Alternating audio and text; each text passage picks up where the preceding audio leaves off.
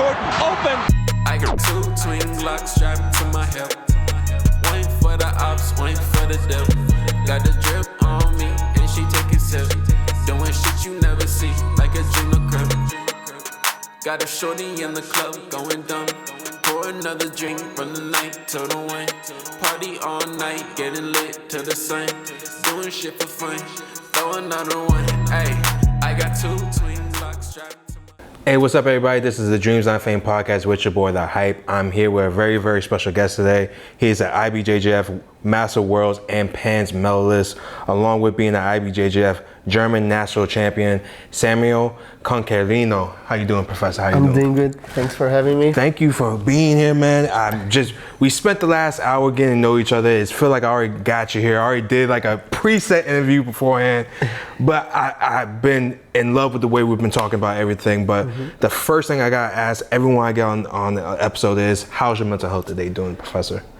I'm doing great. I've been, of course, having a good day. We had an open match today, so if there's Jiu-Jitsu, there is a happy day. Always. Then I was focused on going home and getting prepared to visit you guys over here. Yeah. Very happy to be here. Thanks for the chance of participating with you. You're welcome. Also, again, owner of Sparks BJJ. I've been just so thrilled with your story and everything. There's so many things I can go on with this story, man. But the very beginning, we have to start the very beginning, how we get here now, as I always say. How did you get into Jiu-Jitsu? So as a teenager, like a 16-year-old, that was the age where I was trying to commit and then try to become a professional soccer player. As the culture that we have in Brazil, most of the kids, they dream about it. And then I had a cousin of mine that used to be a jiu-jitsu practitioner, and he kind of attracted me with 1 week for free at the gym that he used to attend, which became my lineage, my home gym back home. And then at 16-year-old, I started jiu-jitsu in there. So pretty much that's when I changed a little bit my dreams. I know it's less money you can make with jiu-jitsu, but I think it made me a better person and then more focused in life other than other sports. I think that's so with jiu-jitsu as well, because I think jiu-jitsu makes people grow in a certain aspect of like understanding yourself as a person, understanding how you achieve your dreams and achieve your goals as well. My next question to you is that with jiu-jitsu, like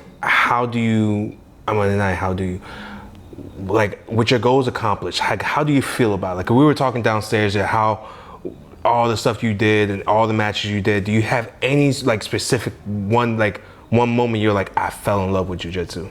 Was it that week trial or was it something else? I think as I was like being pressured by my cousin even like to join competitions really early, and like with 2 months practice I kind of stepped onto the mats and I failed, to be honest, which is okay. But at some point, of course, I had those questions, like, is this for me?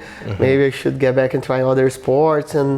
But I think I fell in love when I started to develop actual technique, when I was able to perform and kind of started win fights and even like prove through technique that I was able to beat bigger opponents.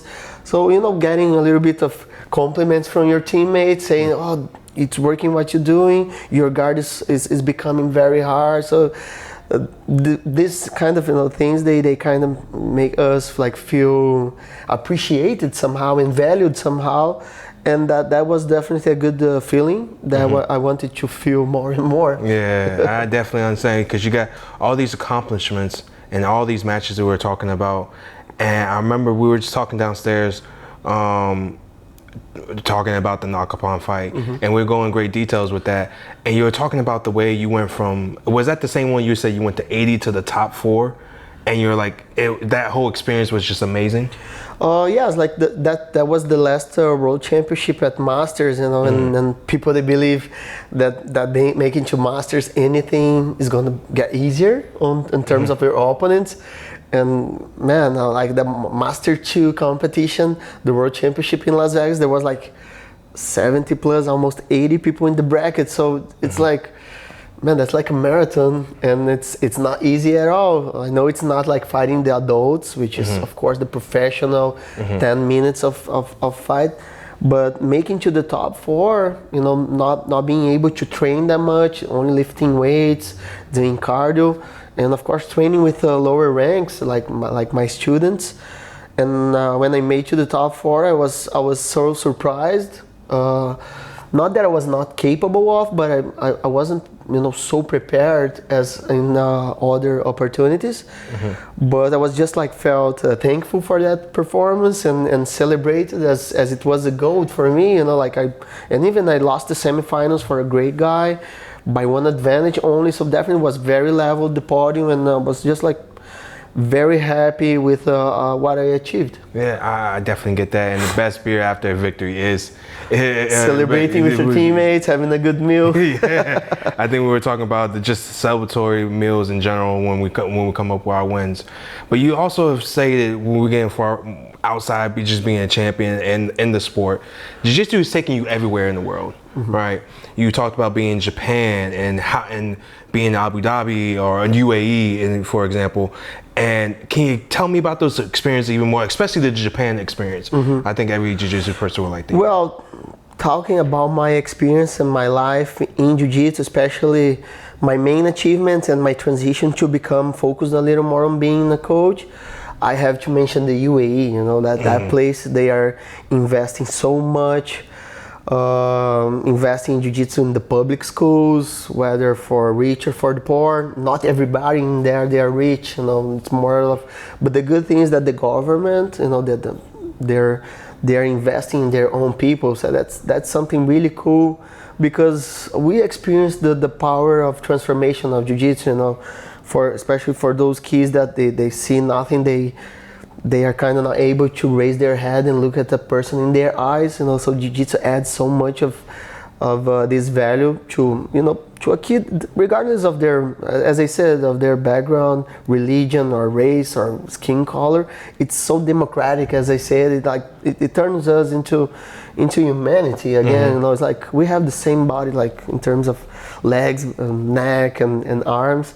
And Jiu-Jitsu just reminds us clearly that we speak the same language, regardless where we come from.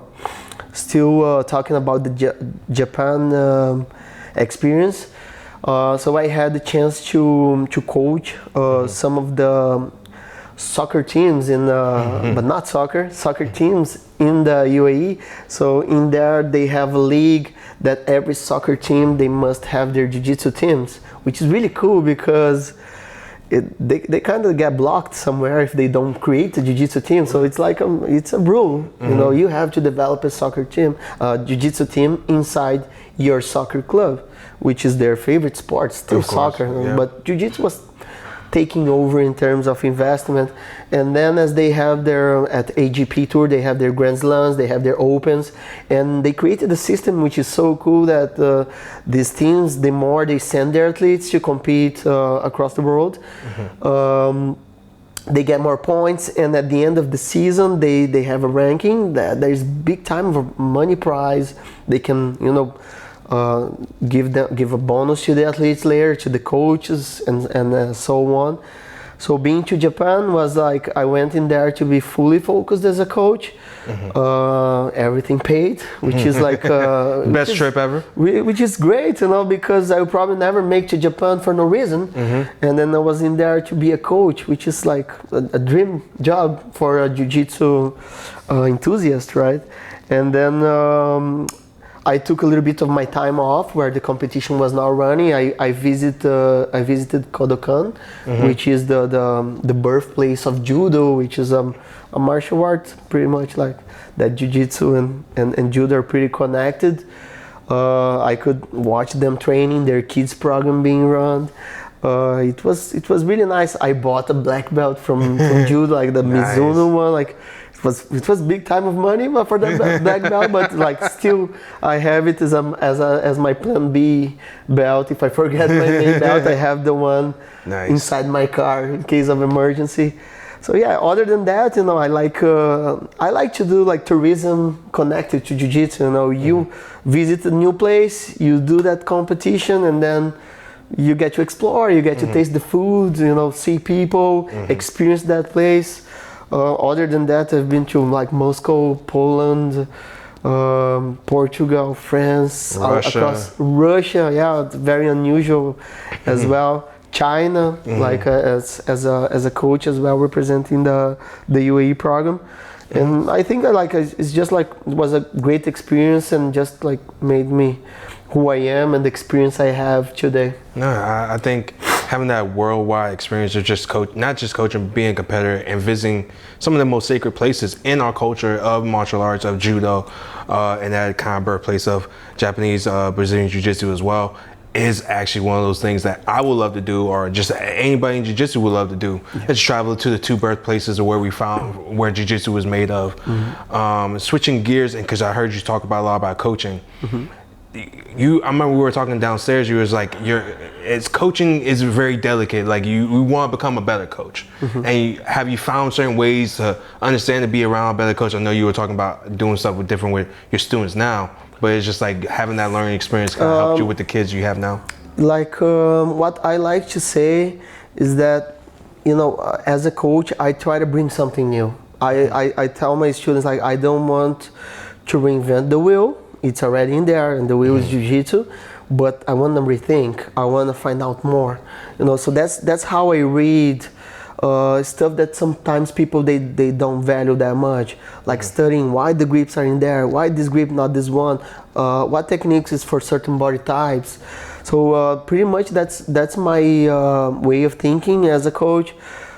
You know, as we get different profiles of students, like people that want to train for fun, for self-defense, but the ones that they said, I want to step into competitions as well. And when this happened, like I smile, like from year to year, said, you're in the right place, my friend. So it doesn't happen as often as I want, but the ones that do manifest to join, you know, the competitions, it's my favorite. It's what I prefer to do, prefer to lead, to guide the person.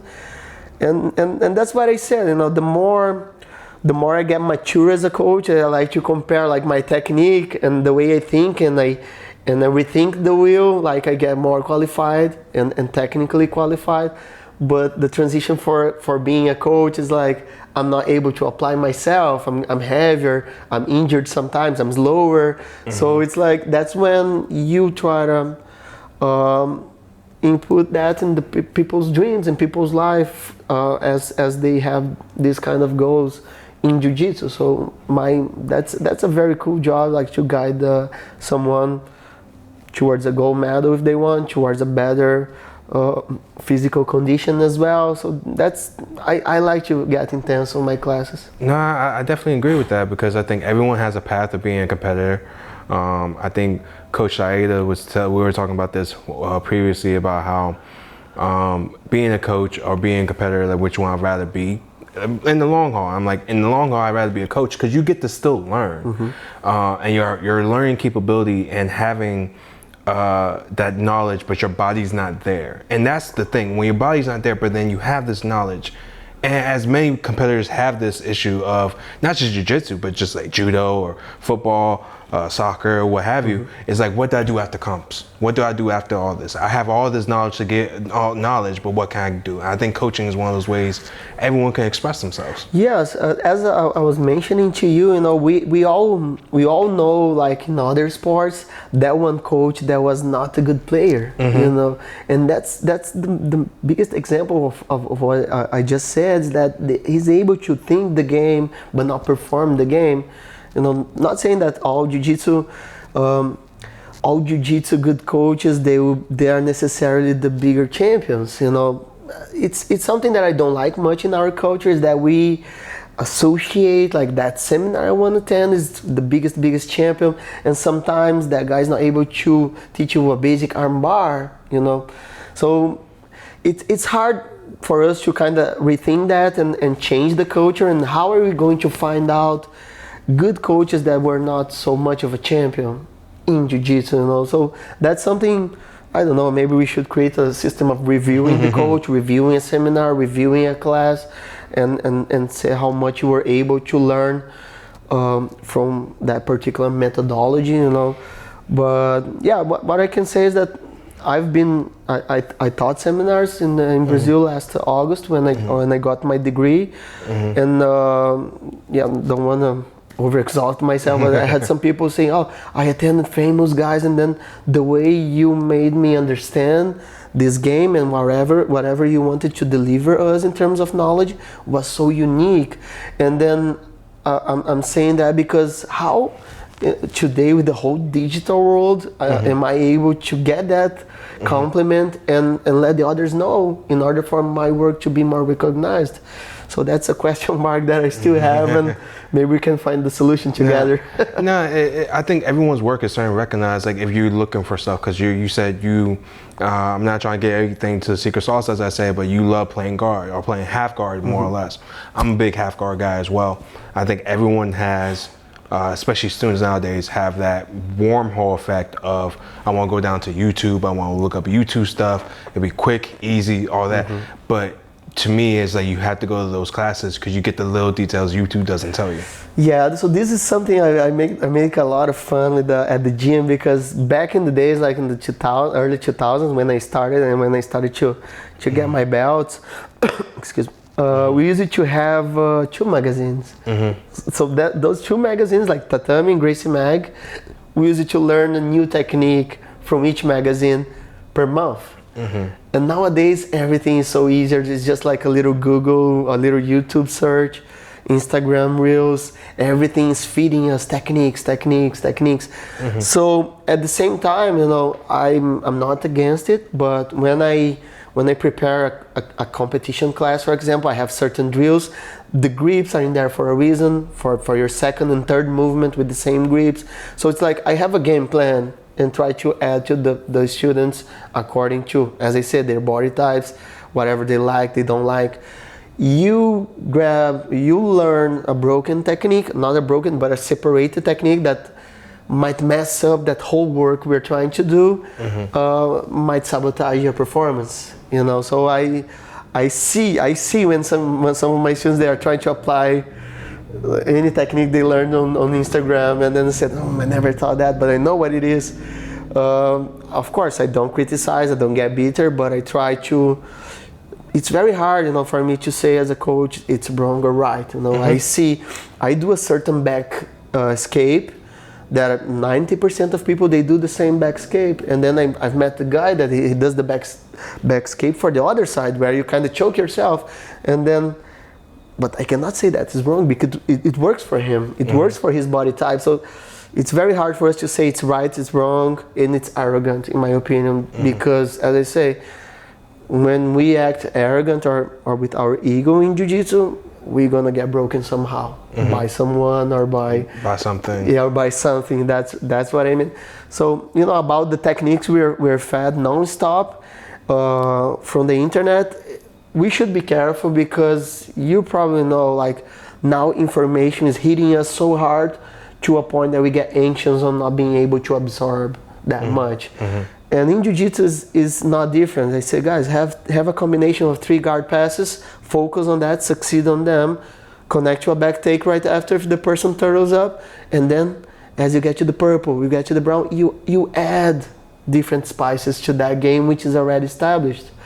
I like to say, like, we focus on the basics, we build the basics. The basics are like the foundation of a house.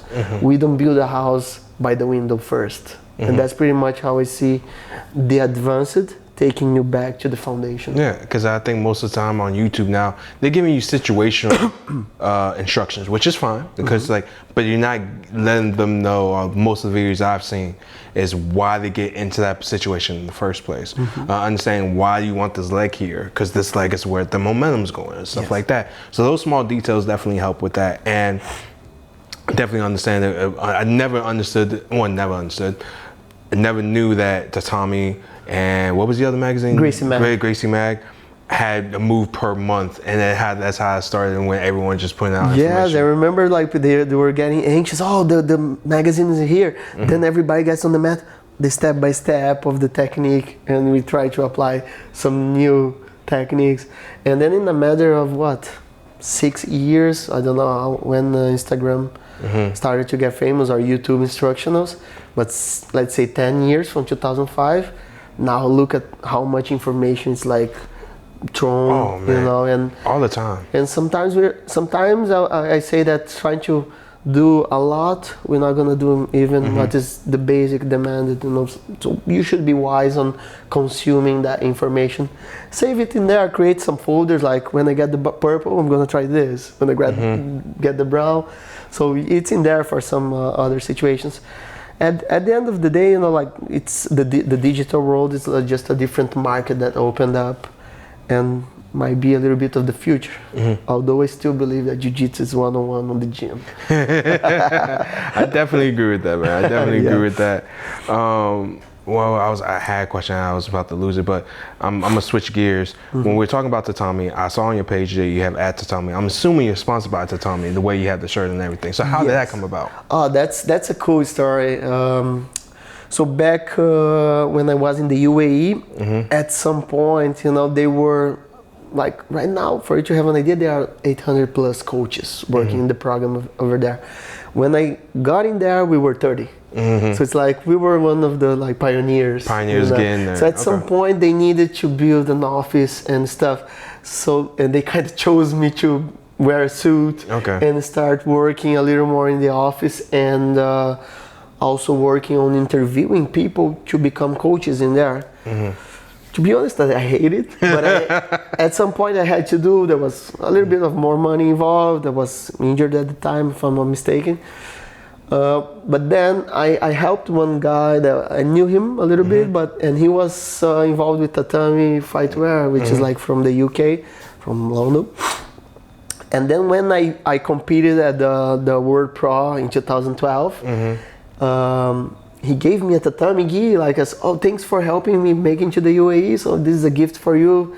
And it was a nice, I remember, like, and it's still the colors of my logo, like orange, tereré gi, like, and tereré was a showman back in the days when I was blue and purple. As I said, I used to see him live in the competitions in Rio, so it's like fantastic, like, that atmosphere.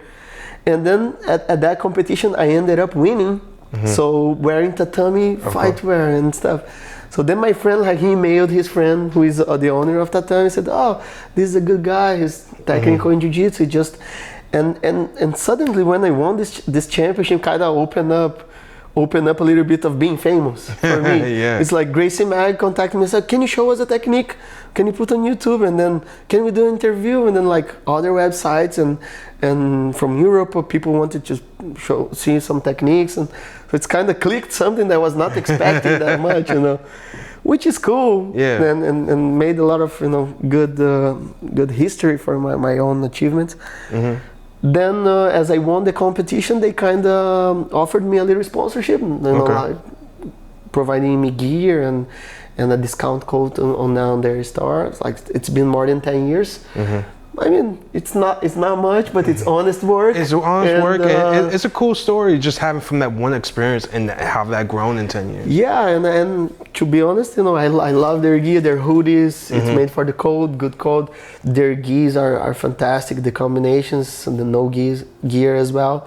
So if you give me the chance, those who wanna go to tatamifightwear.com, I have a discount code over there. It's like Canquerino20, my last name. So you're invited to invest and then believe in this brand, which is really cool. I definitely get it. I think it's a very unique ways that jiu-jitsu people get sponsored. And the reason why I say that, because I am looking for a sponsor, but I'm not like, hey, Tatami, but no, it's just like, I think that helps out the fighters so much more, because like you said, you traveled with jiu-jitsu. Traveling comes with a cost. So every jiu-jitsu person, I highly recommend not only Tatami, but look out for these kind of sponsorships as well, because that's how you can make a quick buck and trying to get to your goals and achieve your goals, what you want to do. But let's segue into Copa Elite, which is sponsoring this video. Thank you guys so much, Dimitri and the team. Thank you guys for sponsoring this whole series. We're going to be there February 10th. But the Copa Elite question I have for you today, Professor, how this is your second time back at Copa. What do you expect different from Copa this year than last year? First, it's gonna be a gi match. As I had a little interview last year where it was a no gi, and I placed myself as the underdog, just being realistic and more comfortable to me, you know, like because I knew how much of quality my opponent had, like Nakapan, and I was going to, you know, try to do my jiu-jitsu, you know, everything I know, and I knew it would be like a clash of games. I would pull guard, he's going to try to pass, and so on. And I ended up losing, but the fight was like was awesome. Like 6 minutes, both of us like searching for the victory. I got attacked. He tried submissions. I escaped. I went back, and it just ran so fast. But for this time, as it's a gi match, I don't know much about my opponent. But as I said, we have some friends in common. Of course, I try to study a little bit, watch a couple fights. Full respect to my opponent. Just what I can say about myself. It's I'm better at the gi, so I expect to perform a little more, and I'm gonna do my best to end up winning. Yeah, it's a great venue. Dimitri's a great guy and a great team, and that how they do all the other events. You say you travel there often, not just Copa Elite, but Copa Virginia, and does all the other events too with your team, and try to get some experience in from your competitions that way well. Yes, well, I've been joining the other Copa, like the tournaments for teams, not the fight night, and I like it so much. You know, I got to meet Dimitri, and then we end up finding out that we have also some good friends in common. Like back in the days when I've been in California, like the team he comes from, his master, and I've been training with his master as well. So we have lots of friends in common. And about the competition, I felt very well organized, and I said, oh, this is a good experience for my students to have their competition experiences, you know, as I kind of believe and try to push the students to do at least one competition per bout. Copa, it's a minor, like local competition, so it's a friendlier environment, not much of a driving, not much of an airplane ticket to compete. So I pretty much like motivated my students to join in there. And sometimes Dimitri contacts me and says, oh, there's a black belt with no fight over here, would you like to join? And as I said, doesn't matter where I've been competing, whatever I won, I like to roll. I'll try to do this as much as I can, you know, till my body lasts. And then when he invites me, I said, oh, if he accepts the weight division I am right now, let's do it. It's going to be a pleasure.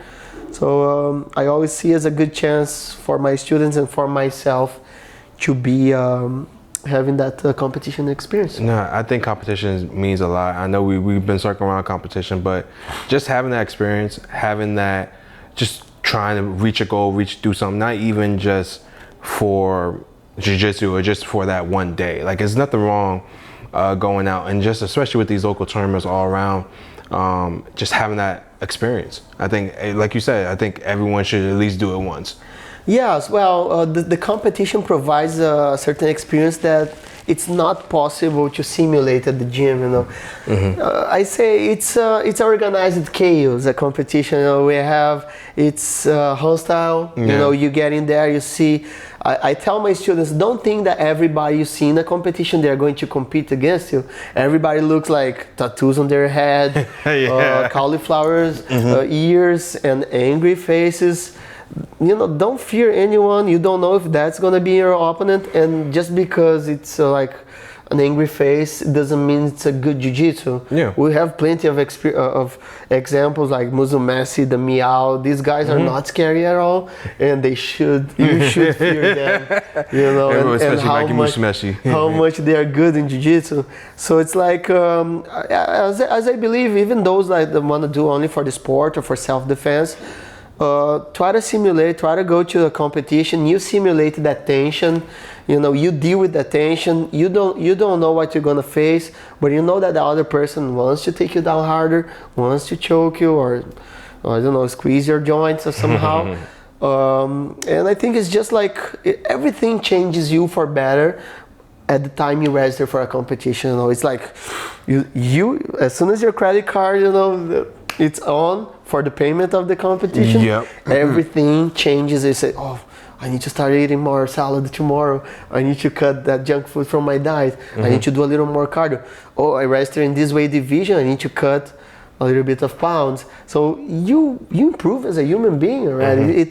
It's a step to unknown, and the unknown, the out of the comfort zone, gets people scared. So that's the real test, you know.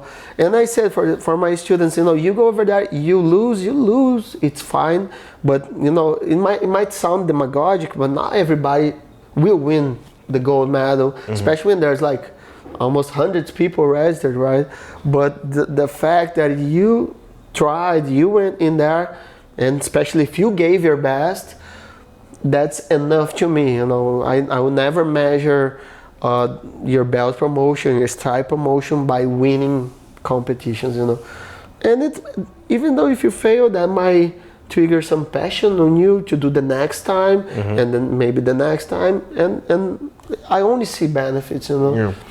No, I see benefits and all. And speaking of benefits of being a competitor, because you say you used to do a lot of weight cuts, not anymore now because of the age and everything. But how did you used to prep, like, for losing that weight? Like, I know everyone has like that harsh, like, man, I love that, don't do that stuff anymore. But when I did, I was crazy. I'll probably not give a good example right now. So we probably need to cut this. But I mean, it depends, you know. So if there is a weigh-in the day before the competition, it's one approach. If the weigh-in like is by the time you step onto the mats, it's a different approach. So let's say the year I won the Abu Dhabi World Pro was the day before weigh-in. So I went to the sauna and I drained my body to the limit, like. I mean, over 12 pounds. Yeah, and, that's the wrestler cut weight stuff. Yes, but that's not so helpful. For example, this had consequences in me, especially because nowadays I don't enjoy going to sauna anymore because of that experience that was like, okay, I need to beat this fight first, cutting my weight. So I made weight, check weight, then I replaced water and went home to eat and rest. It costs a little bit on your, maybe not on your health, but on your mindset, on getting burned out of that activity. But if it's, to be honest, I'm a runner, and if I need to force my body to lose weight, I run like 2 to 3 miles every weekday if I'm cutting weight, and then lift weights for maintenance, for resistance, you know, don't get very like bulky. Like I have legs, it's hard to burn legs or to lose legs weight, for example. It's not much advisable. At some point you burn muscles as well, you know. But that's the strategy that worked for me. I used to fast a little bit, especially because I'm short, but I'm bulky, which is a hard body type for jiu-jitsu. You know, you don't look as heavy as you are. No. And you know, you might. I get this all the time because Coach, I'm actually 230. I don't look 230. Yeah. I look like I'm 180, 190. But we have scale right now. I look like I'm 230. I don't want to do that scale. You know? So yeah, there are different methods, you know, and we can't lie that, especially when I was like competing the highest level, the adults, the professional, like professional, not in the sense of making money like a professional, but you want to fight with the professionals, like the hardest division, even though it's amateur, it's not healthy. It's not healthy. You might last for 10 to 15 years doing those crazy strategies or different strategies, and at some point your body rebounds. Yeah. You know, so when I gave up making to featherweight, for example, I went straight to middle. Yeah, like 2 divisions over. Because your body just couldn't get back. Oh, now I can relax, and then so, I mean, right now I want to grow older, like being healthy, have muscles, don't care much about weight divisions. Well, of course, being able to train every day, painless, that's important. Like I'm getting close to 40s, Yeah. so I want to have more longevity from now on for pleasure. No, I definitely get that because I used to bounce between medium heavy. With local range, that's like 195, and I bounce between 195 and 210, and that's comfortable with me because at 195, I'm at a good solid weight. If I have to lose weight, and I know at IBJJF that's around the same weight, I think, or one less, whatever. But then I know if I go up to 210, my 210 is different from the 210 in IBJJF because I'm dealing with a guy that's 6'2", 210. And at 195, I'm dealing guys at 5'9", at 190, or whatever weight is. So the height is also important, you know, and it's scary. It's very scary. To me, weight has always been one of those things. I think weight is a big thing in jiu-jitsu because of competitions. People are trying to lose weight. Weight is always one of those things that's always talked about in jiu-jitsu where no one knows what your comfortable weight is. But I think everyone's comfortable weight is when you feel like you're the best self health-wise and the best. Yeah, no, I had times that my weight cut went wrong and I got depressive a little bit, you know, like I shrunk so much, even my muscles, that when I stepped onto the mats for the competition, I failed. I lost the first fight for a guy that was not as good because I was not happy on being there. So it's a thin line that we should, of course, always search for professionals to kind of guide you. But as I said, it's hard for you to pay for professionals if you don't make money as a professional. So at some point we have a lot of myths, a lot of people advising you, and it's there's no recipe that works for everybody. No. So I believe that, you know, sometimes I went right, it succeeded. Sometimes I just decided to compete in the weight above, and I still succeeded. And I should. And then the question mark comes: should I have done that in that one competition where I was feeling not so happy on being on the mat? So I think nowadays, like as I get more mature, I would have done some things different. But the things I succeeded, I'm happy with. You know, just like nowadays for me, jiu-jitsu is happiness. Yeah. Happiness, being happy what you're doing. If the weight cut is getting you like depressive, you don't want to do the fight anymore, something is wrong because the burnout is also mental. Yeah, I think my biggest experience with the weight cutting happened at IBJJF, and this is my own fault because IBJJF, a lot of people don't know, your gi weight is different from your no gi weight. And I was at the DC Open actually, and I finished my gi, and I was pretty good in gi. And they was like, oh yeah, I got no gi. And they were like, what's your weight right now? My weight was about maybe 4 or 5 pounds over. You need to cut. Yeah, I needed to cut it. So as soon as I got done with gi, I went back to the gym, went on the bike, went in the sauna. I got down to the weight, but I was just so drained that my mind was like, I don't even want to be here right now. And it happens, and that's when you have preparation beforehand. Like if I'm doing both, and the next day, like I needed to be that weight yesterday, I didn't need to be that weight today. Yeah, no, there were other methods like the bath tube, when you put like sea salt and you go on the bath tube. It cuts weight beautiful, but especially for the guard players, your legs, I like to say in Portugal, like your legs become soft. You lose the whole like machinery, you know. So at some point it's like a self-sabotage. Yeah, you self-sabotage that. Yeah. Let me try. I'm really thinking out loud here, outside the box, because we've had this great conversation. In terms of like, I mean, my eating habits are different. Like for eating habits for competitors, like for me, it was always chicken, rice, and greens. That kind of got me through it. Was there anything regimen for you for food-wise as a competitor? Back in the day, because I know now it's different. Well, I mean, once again, I can talk what works for me. Yeah. But if you talk to a nutritionist, she might say, "Oh, that's not the best thing." No. But we kind of sometimes are stubborn and do our own thing, right? I have to have a sneak like dessert. I have what's it called?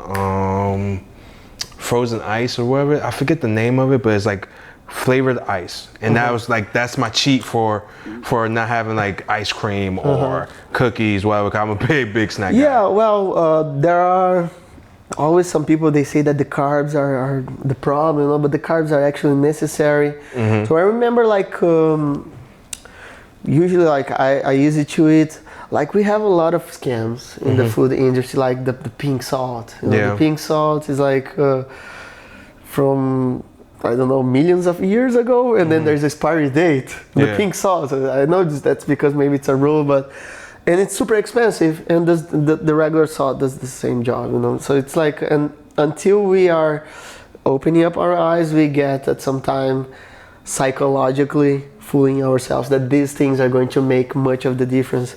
So I remember, like, this is the kind of conversation we should ask physiculturists and like poor physiculturists. Because I had conversation with people like they said, oh, I only have money for eggs and white rice. That's the protein, that's the carb. And the guys, they were pumped up, you know, they were strong. So we kind of, you know, tend to once again fool ourselves and spend money in the organic labels, you know. And once I believe, like, you have, of course there is the quantity according to your goal, but if you have like the salad, a little bit of protein and a carb, you'll be good to go. When I need to cut weight a little harder, then I go a little more on fasting during the night time. So that's when I connect a little melatonin. So my stomach doesn't wake me up. And then my guess what is my favorite meal? Breakfast early in the morning. You know, so that's a strategy I have to don't count what I eat. But usually, like, and even like some people they make fun at a hamburger, for example. There is a piece of carb, there is bread, and there is lettuce. Of course, there is the cheese, the whole mayonnaise and stuff that you can understand that you should skip. But there is a little bit of each thing that might fill you up. And Jiu-Jitsu, it's an exhausting cardio activity. Yep. We don't. It's like those cyclists, you know, the cycling guys that they do like a lot of distance. We don't realize rolling 6 times of 6 minutes, for example, it's more tiring than running. Yeah. You spend more than running. So you have to kind of have that fuel. Of course, then add some supplements, some stuff like to replace carbs immediately while you train. But pretty much there's not much of a recipe, I would say. Any food is good as long as you train. You know? Gotcha. All right, Coach, last question of the day is actually your question. You have to ask me. It's called the Alley Opp. It's the final question on the show. You could ask me one question only. If I already answered the question on one of my previous episodes, you have to ask me again. All right? Shoot for it. Any question. This got me a little unprepared. That's what I like. No one knows. My question for you is, so why do you choose, well, actually, you haven't chosen. Why did Half Guard chose you? Actually, because you talk about weight, right? I go to school at Leo Dollar. Leo Dollar has a bunch of bigger guys. Shout out to the guys, Big Bill Act and all the guys over there. They're about like 230, 240, 250, right? Dollar's a big guy as well, but I'm not gonna put his weight on here. But Dollar's Half Guard always, still to this day, always tripped me up. And for me, Half Guard was the ultimate. It was like, what's the best? It's like a queen on the chessboard, because Half Guard to me, either you have the Half Guard butterfly or just Half Guard in general. You can get to the back, you can get to legs, you can get into De La Riva setups depending on what happens. It's a very much you can do everything from this guard if you know how to do it correctly. So to me, Half Guard is, if you don't have a great Half Guard, and again, this is me as a purple belt, you don't have a great Half Guard, you don't have a great Jiu-Jitsu game, because you don't know how to understand, okay, I'm in trouble. Let me figure out a position where I can be neutral and figure out how to get out of the trouble. So that's why I love Half Guard. Same here. Now, thank you so much, Professor, for joining me on this call.